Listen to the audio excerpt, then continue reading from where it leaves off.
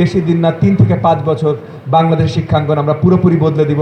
আগামীর বাংলাদেশ পুরো ভিন্ন বাংলাদেশ হবে ইনশাআল্লাহ। শুধু পাঠ্যপুস্তক অত্যন্ত গুরুত্বপূর্ণ। এক মুহূর্তের জন্য মনে করেন না যে শিক্ষা প্রতিমন্ত্রী এসে বলছে না না বই পড়ার দরকার নাই। বই পড়ার অনেক দরকার আছে, পাঠ্যপুস্তক অত্যন্ত গুরুত্বপূর্ণ। তবে ভুলে গেলে চলবে না যে পাঠ্যপুস্তকের বাইরেও জ্ঞান অর্জনের উপায় আছে। আপনি খেলার মাঠ থেকে জ্ঞান অর্জন করবেন, আপনি ভলেন্টারি অ্যাক্টিভিটিস থেকে জ্ঞান অর্জন করবেন, আপনি যদি চান আপনি এন্টারপ্রেনিউরিয়াল অ্যাক্টিভিটিস থেকে জ্ঞান অর্জন করবেন।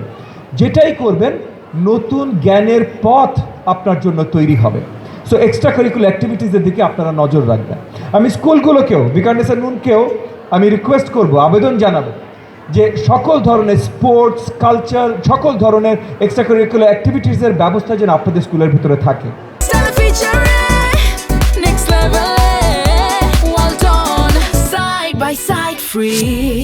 আমি জানি বিকারনেসে অনেক কিছু আছে, অনেক স্কুলে নেই, তবু আমি জোর দিয়ে বলছি এটা অত্যন্ত গুরুত্বপূর্ণ।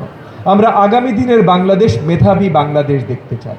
আমরা আগামী দিনের বাংলাদেশ দেখতে চাই যে আমাদের দেশের আমাদের সন্তানেরা যে কোনো বিশ্বমাপের বিশ্ববিদ্যালয়ে যেতে চায়, একদম ওপেন অ্যাক্সেস তাদের থাকে।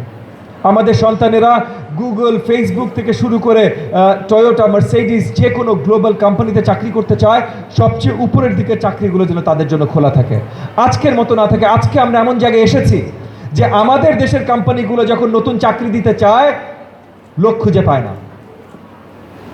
বাংলাদেশে চাকরি চায় এরকম লক্ষ লক্ষ জনতা আছে, চাকরি দিতে চায় এবং লক্ষ লক্ষ কোম্পানি আছে, কিন্তু যে কোম্পানিগুলো চাকরি দিতে চায় তারা চাকরি দিতে পারে না। কেন? আমাদের দেশের ওয়ার্কফোর্সের এই স্কিলগুলো নেই। আমরা আমাদের শিক্ষা ব্যবস্থায় এই স্কিলগুলো তাদেরকে প্রদান করতে ব্যর্থ হয়েছি। আগামী দিনগুলোতে এই জিনিসগুলো আমরা বদলাবো এবং এই জিনিসগুলো বদলানোর সময় আমাদের সাথে যেন বিকারনেসা নুন স্কুল অ্যান্ড কলেজ সবসময় থাকে।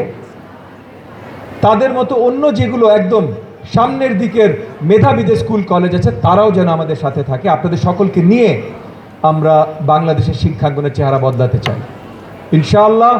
আপনারা যদি সাথে থাকেন, আজকে অ্যালামনাই অ্যাসোসিয়েশনরা যারা আছেন, এই যে এখানে যেমন আপনারা অনেক বড় ব্যবস্থা করেছেন, অ্যালামনাই অ্যাসোসিয়েশনদেরও যদি সহযোগিতা আমরা পাই সঠিকভাবে, তাহলে আমরা বিশ্বাস করি বেশি দিন না, 3 থেকে 5 বছর বাংলাদেশ শিক্ষাঙ্গন আমরা পুরোপুরি বদলে দিব। আগামীর বাংলাদেশ পুরো ভিন্ন বাংলাদেশ হবে ইনশাআল্লাহ। সো আজকে আবার বিকারনেসা স্কুল অ্যান্ড কলেজকে ধন্যবাদ জানিয়ে, সকল শিক্ষক, শিক্ষার্থী, অধ্যক্ষ মহোদয়কে ধন্যবাদ জানিয়ে এবং অ্যালামনাই অ্যাসোসিয়েশনকে তাদের এই যে 75 বছর পূর্তি এবং সামনে বিশ্ব নারী দিবস 8ই মে উদযাপনের ক্ষেত্রে আজকের এই অনুষ্ঠান করবার জন্য এবং আমাকে দাওয়াত জানাবার জন্য অসংখ্য ধন্যবাদ জানিয়ে আমার বক্তব্য শেষ করছি।